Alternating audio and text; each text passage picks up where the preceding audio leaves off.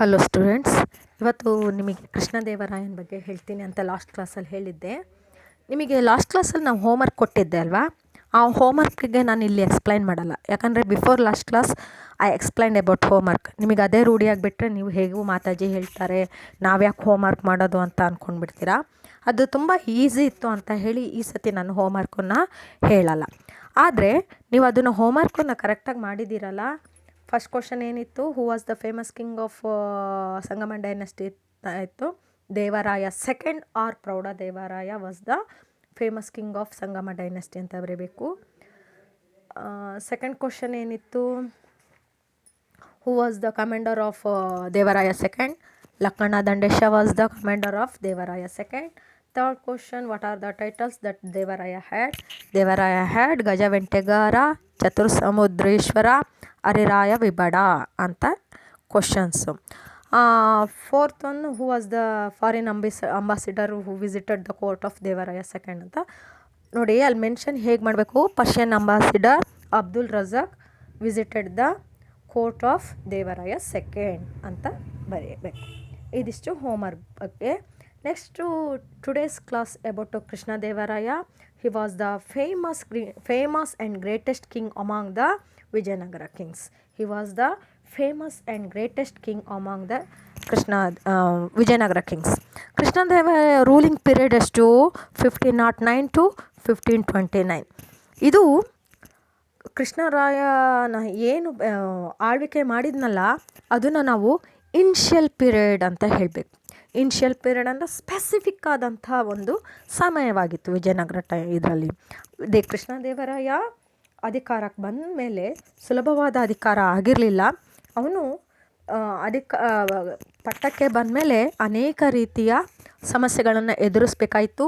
ಅನೇಕ others Kings ಅವರ ರಿವಾಲ್ಟ್ಸ್ ಅಂದರೆ ಬಂಡಾಯ, ಆ ಬಂಡಾಯಗಳನ್ನ ಎದುರಿಸ್ಬೇಕಾಯಿತು. ಆದರೆ ಕೃಷ್ಣದೇವರಾಯ ಹೆದರಲಿಲ್ಲ, ಯಾಕಂದರೆ ಅವನು ಸಮರ್ಥ ದೊರೆಯಾಗಿದ್ದ. He was the eligible king and strongest king. ಅವನು ಗುಣದಲ್ಲಿ ಸೌಮ್ಯ ಇದ್ದರೂ ದೇಹದಲ್ಲಿ ದೃಢಕಾಯ ಇದ್ದ ಅಂತ ಒಬ್ಬ ಫಾರಿನ್ ಅಂಬಾಸಿಡರ್ ಮೆನ್ಷನ್ ಮಾಡ್ತಾರೆ. ಯಾರು?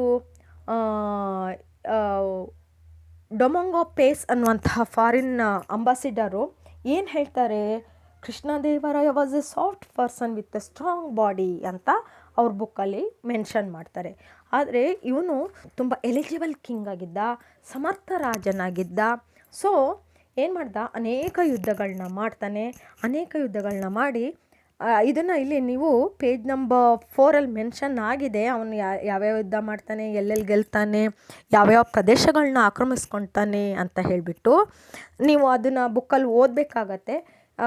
ಯಾವ್ಯಾವ ಪ್ರದೇಶಗಳನ್ನ ಆಕ್ರಮಿಸ್ಕೊಂಡ, ಎಲ್ಲೆಲ್ಲಿ ಇದು ಮಾಡ್ದ ಅಂತ ಹೇಳಿಬಿಟ್ಟು ನೋಡಿ. ಏನು ಮಾಡ್ತಾನೆ ಕೃಷ್ಣದೇವರಾಯ ಅಧಿಕಾರ ವಹಿಸ್ಕೊಂಡ ನಂತರ, when he came into power, he seized Shivanasamudra fort from Ummattur chief, ಯಾರು? ಗಂಗರಾಜ, ಇನ್ 1510. ಏನು ಹೇಳ್ತಾರೆ, ಕೃಷ್ಣದೇವರ ಅಧಿಕಾರಕ್ಕೆ 1509 ಬರ್ತಾನೆ. 1510 ಉಮ್ಮತ್ತೂರ್ ಚೀಫ್ ಗಂಗರಾಜನ ಜೊತೆ ಯುದ್ಧ ಮಾಡಿಬಿಟ್ಟು ಪಾಳಯಗಾರ ಆಗಿರ್ತಾನೆ ಗಂಗರಾಜ. ಶಿವನ ಸಮುದ್ರ ಕೋಟೆನ ವಶಪಡಿಸ್ಕೊಳ್ತಾನೆ. ಹಿ seized Shivanasamudra fort. Fort means ಕೋಟೆ. ಶಿವನ ಸಮುದ್ರ ಕೋಟೆನ ವಶಪಡಿಸ್ಕೊಳ್ತಾನೆ. ನಂತರ ರಾಯಚೂರ ಕೋಟೆನ ವಶಪಡಿಸ್ಕೊಳ್ತಾನೆ. ಇದಾದ ನಂತರ ಯಾವುದು, ಉಮ್ಮತ್ತೂರಿನ ಕೋಟೆ ವಶಪಡಿಸ್ಕೊಂಡಾದಮೇಲೆ ರಾಯಚೂರು ಕೋಟೆಯನ್ನು ಗೆಲ್ತಾನೆ. ಅವಾಗ ಏನಾಗಿರುತ್ತೆ, ಈ ಬಿಜಾಪುರ ಬಿಜಾಪುರ ಸುಲ್ತಾನ್ ಹತ್ರ ಬಿಜಾಪುರ ಸುಲ್ತಾನರು ಗೋವನ್ನು ವಶಪಡಿಸ್ಕೊಂಡಿರ್ತಾರೆ. ಇಂಥ ಸಂದರ್ಭದಲ್ಲಿ ಏನು ಮಾಡ್ತಾನೆ ಕೃಷ್ಣದೇವರಾಯ, ಪೋರ್ಚುಗೀಸಿಗೆ ಸಪೋರ್ಟ್ ಕೊಡ್ತಾನೆ. He supported to Portuguese to capture Goa from the Vijayapura sultan. ಈ ವಿಜಯಪುರ ಸುಲ್ತಾನ್ ಅವರು ಈ ಗೋವನ್ನು ವಶಪಡಿಸ್ಕೊಂಡಿರ್ತಾರೆ. ಅದು ಪೋರ್ಚುಗೀಸಿನವರ ಸ್ಥಳ ಆಗಿರುತ್ತೆ. ಅದಕ್ಕೋಸ್ಕರ ಏನು ಮಾಡ್ತಾರೆ ಕೃಷ್ಣದೇವರಾಯ, ಪೋರ್ಚುಗೀಸಿಗೆ he supported Portuguese to capture Goa from the Vijayapura sultans. In 1513 he won Udayagiri fort. ಅಷ್ಟೇ ಅಲ್ಲ, ಅವ್ನು ತನ್ನ ದಂಡಯಾತ್ರೆನ ಮುಂದುವರಿಸ್ತಾನೆ, ವಿಜಯ ಪತಾಕೆನ ಹಾರಿಸ್ತಾ ಹೋಗ್ತಾನೆ. 1513 ಎಲ್ಲಿ ಮಾಡ್ತಾರೆ, ಉದಯಗಿರಿಯ ಕೋಟೆಯನ್ನು ವಶಪಡಿಸ್ಕೊಳ್ತಾರೆ. 1518 ಕಟಕ್, ಅದ್ಯಾವುದು ಯಾರ ರಾಜಧಾನಿಯಾಗಿರುತ್ತೆ, ಗಜಪತಿ ಪ್ರತಾಪರುದ್ರನ ರಾಜಧಾನಿ ಕಟಕನ್ನು ವಶಪಡಿಸ್ಕೊಳ್ತಾನೆ. ಗಜಪತಿ ಪ್ರತಾಪರುದ್ರ ಯಾರಾಗಿರ್ತಾನೆ, ಗಜಪತಿ ಪ್ರತಾಪರುದ್ರ ಕಳಿಂಗ ದೊರೆಯಾಗಿರ್ತಾನೆ. ಕಳಿಂಗ ದೊರೆಯಾಗಿ ಇನ್ 1518 ಇವನೇನು ಮಾಡ್ತಾನೆ, ಕೃಷ್ಣದೇವರಾಯ ಅವರ ರಾಜಧಾನಿಯಾಗಿದ್ದಂತಹ ಕಳಿಂಗದ ರಾಜಧಾನಿಯಾಗಿದ್ದ ಕಟಕನ್ನು ವಶಪಡಿಸ್ಕೊಳ್ತಾನೆ. ಇವನ ಸಾಹಸಕ್ಕೆ, ಸಾಮರ್ಥ್ಯಕ್ಕೆ, ಇವನ ಗುಣಕ್ಕೆಲ್ಲ ಮೆಚ್ಚಿದ ಗಜಪತಿ ರಾಯ ತನ್ನ ಮಗಳು ಜಗನ್ಮೋಹಿನಿಯನ್ನು ಕೊಟ್ಟು ಮದುವೆ ಮಾಡ್ತಾನೆ. ಅವಾಗ ಎಲ್ಲಿ 1518 ಕೃಷ್ಣದೇವರಾಯ ಗಜಪತಿ ಪ್ರತಾಪರುದ್ರನ ಮಗಳಾದ ಜಗನ್ಮೋಹಿನನ ಮದುವೆ ಆಗ್ತಾನೆ. ತನ್ನ ದಂಡಯಾತ್ರೆನ ಇಲ್ಲಿಗೆ ನಿಲ್ಲಿಸಲ್ಲ, ಮುಂದುವರಿಸ್ತಾ ಹೋಗ್ತಾನೆ. 1522 he captured Raichur from the king of Adil Shah, Ismail Adil Shah Khan.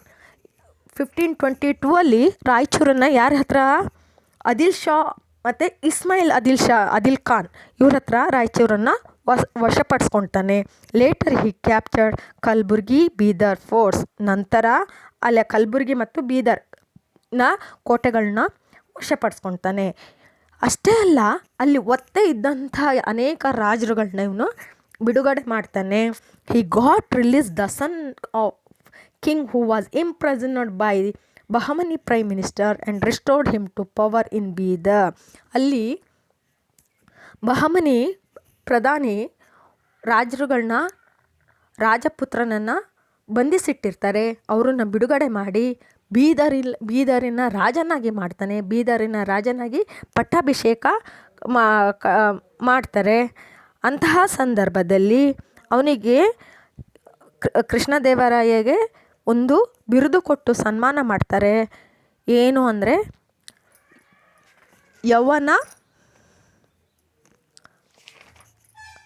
ಯವನ ರಾಜ್ಯ ಪ್ರತಿಷ್ಠಾಪನಾಚಾರ್ಯ.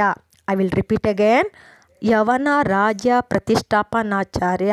ಯಾಕಂದರೆ ಅಲ್ಲಿ ಬಂಧಿಸಿಟ್ಟಂತಹ ರಾಜಪುತ್ರನನ್ನು ಬಿಡುಗಡೆ ಮಾಡಿ ಅವನಿಗೆ ಬೀದರಿನ ರಾಜನಾಗಿ ಪಟ್ಟಾಭಿಷೇಕ ಮಾಡಿದಂತಹ ಸಂದರ್ಭದಲ್ಲಿ ಕೃಷ್ಣದೇವರಾಯ ಗಾಟ್ ಟೈಟಲ್ ಯವನ ರಾಜ್ಯ ಪ್ರತಿಷ್ಠಾಪನಾಚಾರ್ಯ.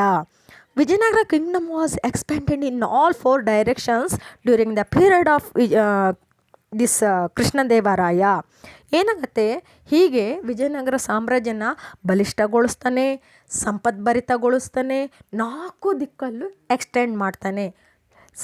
Krishnadevaraya extended his kingdom in all 4 sides and he made his Kingdom very strong and wealthy also.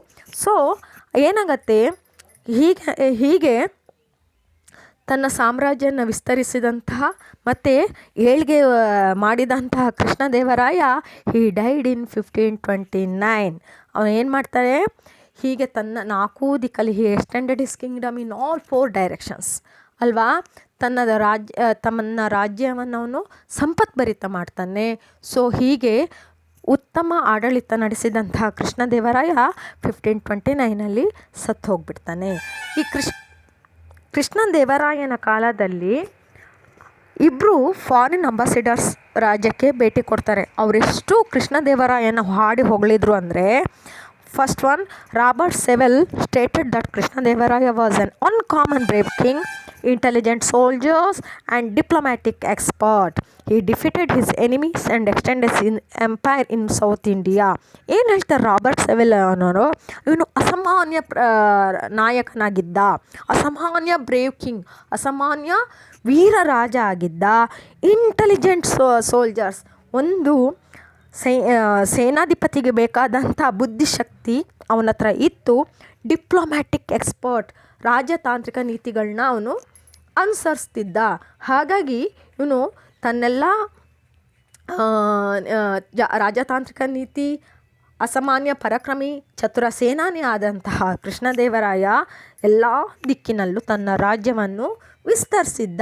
ಹೀಗಾಗಿ ಏನಾಗತ್ತೆ, ಅವನು ಎಲ್ಲ ರೀತಿಯ ಸೈನಿಕರನ್ನು ಸೋಲಿಸಿ ತನ್ನ ರಾಜ್ಯನ ವಿಸ್ತರಿಸಿದ್ದ ದಕ್ಷಿಣ ಭಾರತದಲ್ಲಿ ಅಂತ ಯಾರು ಹೇಳ್ತಾರೆ? ರಾಬರ್ಟ್ ಸೆವೆಲ್. ಅಷ್ಟೇ ಅಲ್ಲ, ಡೊಮೊಂಗೊ ಪೇಸ್ ಅನ್ನುವಂತಹ ಇನ್ನೊಬ್ಬ ಅಂಬಾಸಿಡರು ಇವರು ಕೃಷ್ಣದೇವರಾಯ ಆಸ್ಥಾನಕ್ಕೆ ಭೇಟಿ ಕೊಟ್ಟಂತ ಹೇಳ್ತಾರೆ, Krishnadevaraya was A soft person with A strong body. ಅವನು ಮನಸ್ಸು ಮೃದುವಾಗಿದ್ದರೂ ದೇಹ ದೃಢಕಾಯವಾಗಿತ್ತು. ಎಂತಹ ಸೈನಿಕರನ್ನಾದರೂ ಎಂತಹ ವೈರಿಗಳನ್ನಾದರೂ ಸದೆ ಬಡಿತಿದ್ದ ಅಂತ ಹೇಳ್ತಾರೆ. ಇಂತಹ ಪರಾಕ್ರಮ ಹೊಂದಿದಂಥ ಕೃಷ್ಣದೇವರಾಯ 1529 ಕಾಮನ್ ಏರಾದಲ್ಲಿ ಸತ್ತು ಹೋಗ್ತಾನೆ. ಇವನ ಆಳ್ವಿಕೆಯ ನಂತರ ಬರೋದೇ after Krishnadevaraya, Achyutaraya and Sadashivaraya came into power. ಆದರೆ ಏನಾಗುತ್ತೆ, Achyutaraya he took the power during the period of 1530 to 1542 and Sadashivaraya 1543 to 1565. But Sadashivaraya was minor, so he unable to rule. ಅದಕ್ಕೋಸ್ಕರ ಏನು ಮಾಡ್ತಾರೆ, Ramaraya of Aravidu dynasty, son in law of Krishnadevaraya, took the whole responsibility of the administrations. ಏನು ಮಾಡ್ತಾರೆ, ಇಲ್ಲಿ ಸದಾಶಿವರಾಯನ್ ಆಳ್ವಿಕೆ ಅವನು ನಡೆಸ್ತಾ ಅಂತ ಹೇಳಿದ್ರು ಹಿ ವಾಸ್ ಎ ಮೈನರ್. ಆದ್ದರಿಂದ ಏನು ಮಾಡ್ತಾನೆ, ಕೃಷ್ಣದೇವರಾಯನ ಅಳಿಯ. ಇಲ್ಲಿ ನೋಡಿ, ಇಲ್ಲಿ ರಾಮರಾಯನ ಹೆಸರನ್ನ ನಾವು ಇಂಪಾರ್ಟೆಂಟ್ ಆಗಿ ತಗೊಳ್ಬೇಕಾಗತ್ತೆ. Ramaraya was the son in law means ಅಳಿಯ, son in law of Krishnadevaraya. ಅದಕ್ಕೆ ಏನು ಮಾಡ್ತಾರೆ, ಸದಾಶಿವರಾಯ ಮೈನರ್ ಇದರಿಂದ ಇಲ್ಲಿ ಮಾವನ ರಾಜ್ಯಭಾರನ ತಾನೇ ವಹಿಸ್ಕೊಂಡು ಈ ರಾಮರಾಯನು ಸಮರ್ಥ ದೊರೆ ಆಗಿರ್ತಾರೆ. ಈ diplomacy extended Vijayanagara Kingdom and made it rich. ಅವನ ರಾಜತಾಂತ್ರಿಕ ನೀತಿಗಳಿರ್ಬೋದು ಅಥವಾ ಅವನ ರಾಜಕೀಯ ನೀತಿಗಳಿರ್ಬೋದು ಏನು ಮಾಡ್ತಾರೆ, ತನ್ನ ವಿಜಯನಗರ ಸಾಮ್ರಾಜ್ಯನ ಎಲ್ಲ ದಿಕ್ಕಲ್ಲೂ ಅಷ್ಟೇ ಅಲ್ಲ, ಸಂಪತ್ಭರಿತಗೊಳಿಸ್ತಾನೆ, ಶ್ರೀಮಂತಗೊಳಿಸ್ತಾನೆ. ಏನಾಗತ್ತೆ, ಇದು ಸುತ್ತಮುತ್ತಲ ವೈರಿಗಳು ಮೀನ್ಸ್ ವಾಟ್, ಅದರ್ ಕಿಂಗ್ಸ್.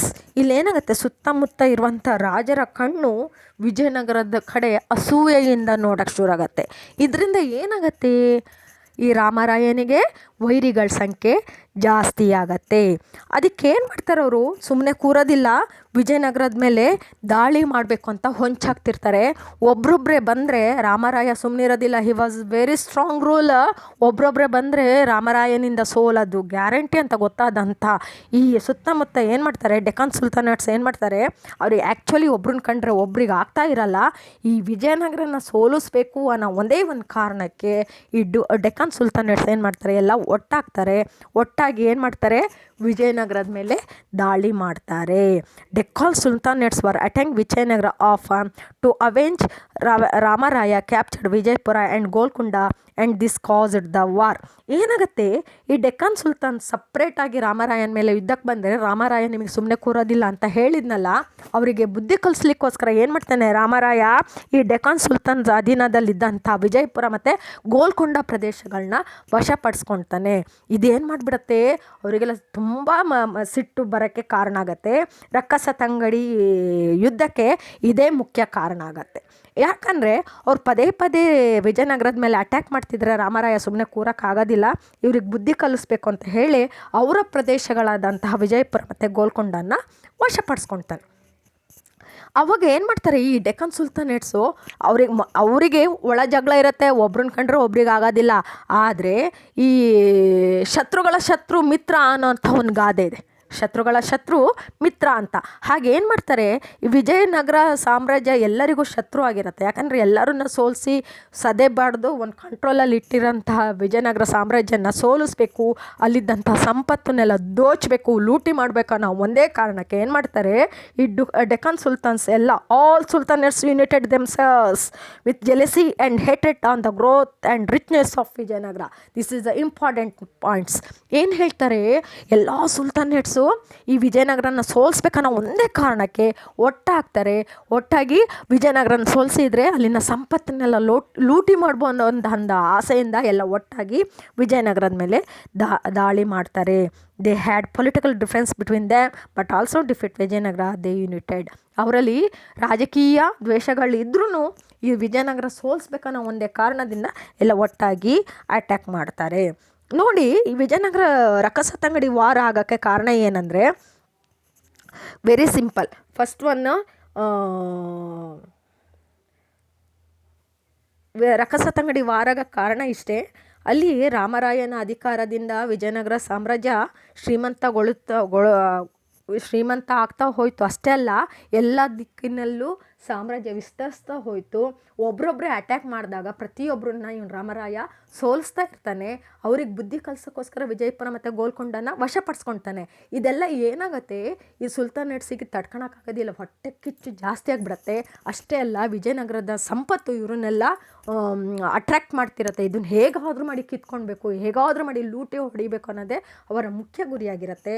ಅದಕ್ಕೋಸ್ಕರ ಏನು ಮಾಡ್ತಾರೆ, ಈ ಡೆಕ್ಕನ್ ಸುಲ್ತಾನೇಟ್ಸ್ ಎಲ್ಲ ಒಟ್ಟಾಗಿಬಿಟ್ಟು ವಿಜಯನಗರದ ಮೇಲೆ ಯುದ್ಧ ಮಾಡಲಿಕ್ಕೆ ಡಿಸೈಡ್ ಮಾಡ್ತಾರೆ. ಯಾವಾಗ on 23rd January of 1565 Rakkasatangadi war began between the united army of sultans and the army of Vijayanagara on the banks of Krishna river. ನೋಡಿ, this is very important point what I right.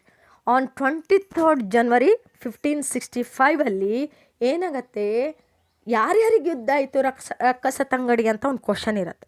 ಆ ಕ್ವಶನಿಗೆ ಆನ್ಸರ್ ನೋಡಿ, Rakkasatangadi war began between the united army of sultans. ನೋಡಿ, united army ಅಂದರೆ ಎಲ್ಲ ಡೆಕ್ಕನ್ ಸುಲ್ತಾನ್ಸ್ ಏನು ಇರ್ತಾರಲ್ಲ, ಬೇರೆ ಬೇರೆ ಪ್ರಾಂತ್ಯಗಳಲ್ಲಿ ಆಳ್ವಿಕೆ ನಡೆಸುತ್ತಿದ್ದ ಈ ಡೆಕ್ಕನ್ ಸುಲ್ತಾನ್ಸ್ ಏನಾಗ್ತಾರೆ, ಒಟ್ಟಾಗಿ ವಿಜಯನಗರದ ಆರ್ಮಿ ಮೇಲೆ ಯುದ್ಧಕ್ಕೆ ಬರ್ತಾರೆ. ಅದೇ ಹೇಳ್ತಾರೆ, Rakkasatangadi war began between the united army of sultans and the army of Vijayanagara. ಎಲ್ಲಿ? On the bank of Krishna river. ಇದ್ರದ್ದು ಇದೇನಾಯಿತು, ರಿಸಲ್ಟ್ ಏನಾಯಿತು? Due to this Ramaraya died in the war. Due to on the banks of Krishna river, and due to this Ramaraya died in the war. ಸುಲ್ತಾನೇಟ್ಸ್ looted Vijayanagara. Looted ಅಂದರೆ ಲೂಟಿ ಮಾಡಿಬಿಟ್ರು. ವಿಜಯನಗರ ತುಂಬ ಸಂಪತ್ಭರಿತವಾಗಿತ್ತು. ನಾನು ನಿಮಗೆ last ಕ್ಲಾಸಲ್ಲಿ ಹೇಳಿದ್ದೆ ಅಲ್ಲ, ಚಿನ್ನ ರತ್ನ ಮುತ್ತನ್ನೆಲ್ಲ ಸೇರಲ್ಲಿ ಅಳ್ಕೊಡ್ತಿದ್ರು. ಓಪನ್ ಮಾರ್ಕೆಟ್ ಇತ್ತು, ಬೀದಿ ವ್ಯಾಪಾರ ಮಾಡ್ತಿದ್ರು. ಮುತ್ತು ರತ್ನನೆಲ್ಲ ಬೀದಿ ವ್ಯಾಪಾರ ಮಾಡುವಂಥ ಸಂಪತ್ಭರಿತ ವಿಜಯನಗರ ಸಾಮ್ರಾಜ್ಯ ಆಗಿತ್ತು. ಈ ಅಬ್ದುಲ್ ರಜಾಕ್ ಹೇಳಿದಾರಲ್ಲ, I never seen like this kingdom on the earth ಅಂತ. ಹಾಗೆ ಸಂಪತ್ಭರಿತವಾದಂತಹ ಸಾಮ್ರಾಜ್ಯ ಇವ್ರು ಏನು ಮಾಡ್ತಾರೆ, ಈ ಡೆಕ್ಕನ್ ಸುಲ್ತಾನ್ಸ್ ಎಲ್ಲ ಲೂಟಿ ಮಾಡಿಬಿಡ್ತಾರೆ. ಇಲ್ಲೇನಾಗತ್ತೆ, Tirumala and Venkata sons of Ramaraya who escaped from the war and ran away into Penukonda. ಇಲ್ಲಿ ಅರವಿಡು ಡೈನಸ್ಟಿಯ ರಾಮರಾಯನ ಮಕ್ಕಳಾದ ತಿರುಮಲ ಮತ್ತು ವೆಂಕಟ ಅಂತ ಇಬ್ಬರು ಮಕ್ಕಳಿರ್ತಾರೆ. ಅವ್ರು ಏನು ಮಾಡ್ತಾರೆ, ನಾವಿಲ್ಲೇ ಇದ್ರೆ ಸುಲ್ತಾನೇಟ್ಸ್ ನಮ್ಮನ್ನು ಸಾಯಿಸಿಬಿಡ್ತಾರೆ ಅಂತ ಹೇಳಿಬಿಟ್ಟು ಪೆನಕೊಂಡಕ್ಕೆ ಓಡ್ ಹೋಗಿಬಿಡ್ತಾರೆ. Later Aravidu dynasty started their ruling from 1570 to 1646 by making Penakonda, Chandragiri and later Vellore as their capital. By this war, feudal chiefs of Mysuru, Keladi, Chitradurga, Yelahanka, Surapura became the independent rulers in Karnataka. ಈ ಯುದ್ಧದ ಪರಿಣಾಮವಾಗಿ ಏನಾಗುತ್ತೆ, ಈ ವಿಜಯನಗರ ಆಳ್ವಿಕೆಯಲ್ಲಿ ಆಳ್ವಿಕೆ ಕಂಟ್ರೋಲಲ್ಲಿದ್ದಂತಹ ಯಾವ್ಯಾವ ಪ್ರದೇಶಗಳು, ಮೈಸೂರು ಇರ್ಬೋದು, ಕೆಳದಿ ಇರ್ಬೋದು, ಚಿತ್ರದುರ್ಗ ಇರ್ಬೋದು, ಯಲಹಂಕ ಇರ್ಬೋದು, ಸುರಪುರ ನಾಯಕರಿರ್ಬೋದು, ಇವರೆಲ್ಲ ಏನಾಗ್ತಾರೆ, ಸ್ವತಂತ್ರಗೊಂಡು ತಮ್ಮ ಸಾಮ್ರಾಜ್ಯನ ತಾವೇ ಆಳ್ವಿಕೆ ಮಾಡ್ತಾರೆ. ಇಲ್ಲ ಆಗಿದ್ರೆ ಇವರೆಲ್ಲ ವಿಜಯನಗರದ ಆಳ್ವಿಕೆಗೆ ಒಳಪಟ್ಟಿರ್ತಾರೆ. These are the effect and result of the Rakkasatangadi war. ಇದು ತುಂಬ ಇಂಪಾರ್ಟೆಂಟು. ನೀವೀಗ ಏನು ನೋಡ್ಕೊಳ್ಬೇಕು ಮಕ್ಕಳ, ಯಾವುದು ಓದಬೇಕು, ಕೃಷ್ಣದೇವರಾಯ ಮತ್ತು ರಕ್ಕಸತಂಗಡಿ ವಾರನ್ನ ಓದ್ಕೊಳ್ಳಿ. ಇದೆರಡು important in the history of Vijayanagara empires. Okay, ಇದ್ರ ಬಗ್ಗೆ ನಾನು ನಿಮಗೆ ಹೋಮ್ವರ್ಕ್ ಕೊಡ್ತೀನಿ. ಹೋಮ್ವರ್ಕ್ ಬುಕ್ಕಲ್ಲೇ ಬರೀರಿ. ಆಮೇಲೆ ಸುಮ್ಮನೆ ಏನೋ ಮಾತಾಜಿ ಹೇಳಿದ್ದಾರೆ ಬರೆದು ಮುಗಿಸ್ತೀನಿ ಅಂತಲ್ಲ, ನಾನು ಯಾವ ನಂಬರಿಗೆ ಕಾಲ್ ಮಾಡಿ ಆ ನಂಬರಿಂದು ವಾಟ್ಸಪ್ ಹಾಕಿ ಅಂದರೆ ನೀವು ಹಾಕಬೇಕು. ಇನ್ ಕೇಸ್ ನಾನು ಕಾಲ್ ಮಾಡಿ ಇಂಥ ಕ್ವಶನಿಗೆ ಆನ್ಸರ್ ಹೇಳು ಅಂದರೆ all the students be ready with your answers. Learn and right, okay? ಸುಮ್ಮನೆ ಬರಿಬೇಡಿ, ಕಲ್ತ ಮೇಲೆ ಬರೀರಿ, ವಿತ್ ಸ್ಪೆಲ್ಲಿಂಗ್ ಕಲೀರಿ. ನಾನು ಯಾರಿಗೆ ಕಾಲ್ ಮಾಡಿ ಕೇಳ್ತೀನಿ ಅವರು ಆನ್ಸರ್ ಹೇಳಕ್ಕೆ ರೆಡಿ ಇರಿ. Good children, take your time. Thank you.